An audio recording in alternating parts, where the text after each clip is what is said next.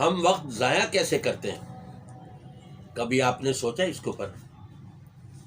یہ یاد رکھیے، گزرا ہوا وقت واپس نہیں آتا، گزری ہوئی جوانی واپس نہیں آتی۔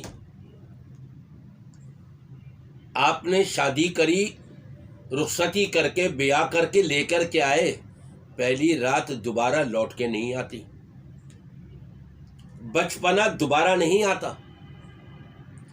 جو وقت گزر رہا ہے اس کو غنیمت جانتے ہوئے کارآمد بنائیں، کامیاب بنائیں، اور فیوچر میں اپنے آپ کو آگے بڑھانے کے مواقع حاصل کرتے چلے جائیں۔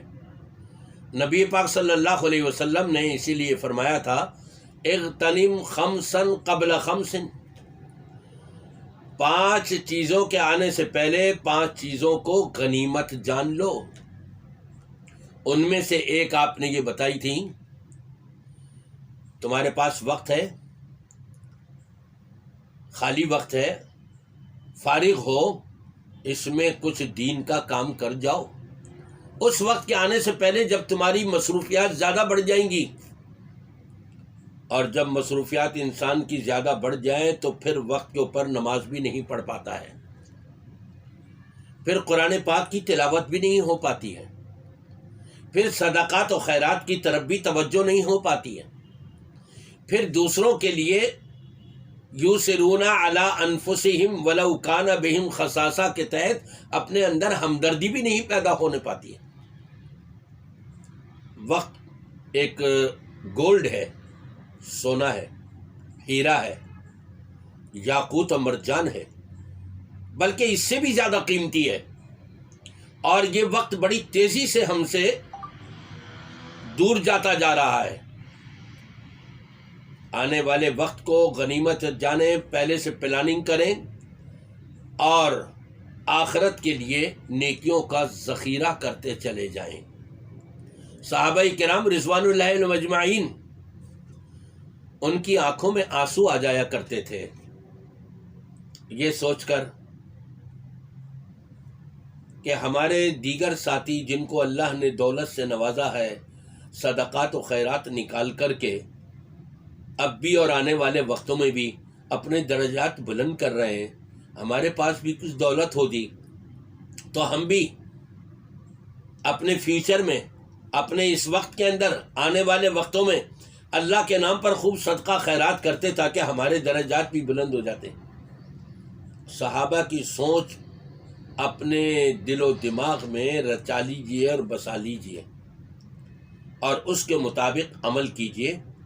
نبی پاک صلی اللہ علیہ وسلم کا یہ فرمان سونے سے لکھے جانے کا قابل ہے کہ خالی وقت آپ کو ملا ہے، اس کو ہاتھوں سے ضائع نہ جانے دیں۔ 2 دوست مل کر کے بیٹھ جاتے ہیں اور ادھر ادھر کی گپ شپ ہو رہی ہوتی ہے، قصے کہانیاں ہو رہی ہوتی ہیں، وقت برباد ہوتا ہے۔ کس طرح سے ہم ضائع کرتے ہیں؟